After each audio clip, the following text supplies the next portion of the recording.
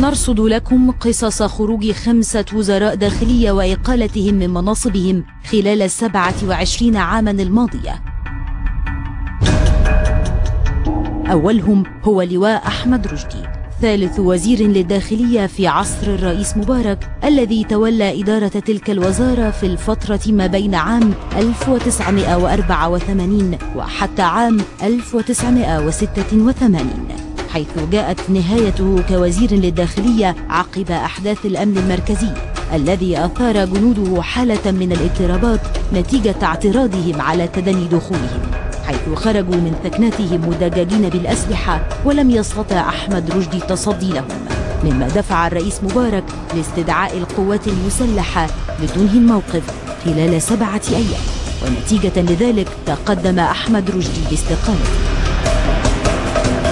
أصدر الرئيس مبارك في أعقاب تلك الأحداث قراراً بتعيين اللواء زكي بدر، الذي اعتبره البعض أعنف وزير للداخلية شهدته مصر، حيث تسلم عمله رسمياً في الأول من مارس عام 1986، وتعرض لمحاولة اغتيال في عام 1989، ولكنها لم تكتب نهايته بينما كتبها أحد الصحفيين، حيث قام بتسجيل كلمة للوزير زكي بدر خلال أحد المؤتمرات العامة في مدينة بنها، وتضمنت هجوما حادا من جانب الوزير على جميع رموز المعارضة في مصر بألفاظ جارحة وخارجة عن القانون، ليتخذ الرئيس مبارك قرارا سريعا بخروجه من الوزارة في مطلع يناير عام 1990.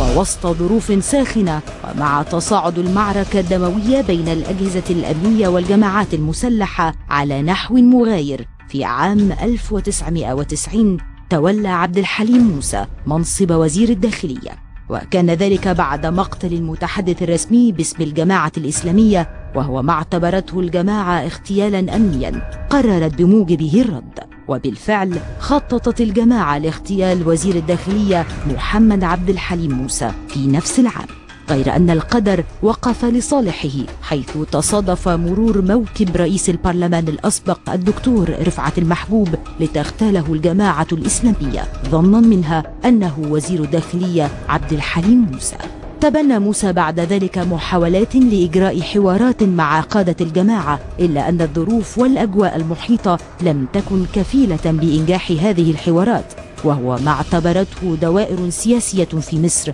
إجراء غير موفق، مما أدى إلى تراجع أسهمه، وتمت إقالته بعدما لقب من قبل الأوساط السياسية بشيخ العرب. وفي الفترة ما بين عام 1993 وحتى عام 1997 تولى اللواء حسن الألفي المنصب ذاته، معلنا تقديم الإرهابيين للمحاكمة ورفض أي محاولات لعقد صفقات أو هدنة، فحاولوا اغتياله، ولكن وحدها مذبحة الأقصر التي وقعت في نوفمبر عام 1997 وخلفت 69 قتيلا هي التي أطاحت بالوزير السادس في عصر الرئيس مبارك.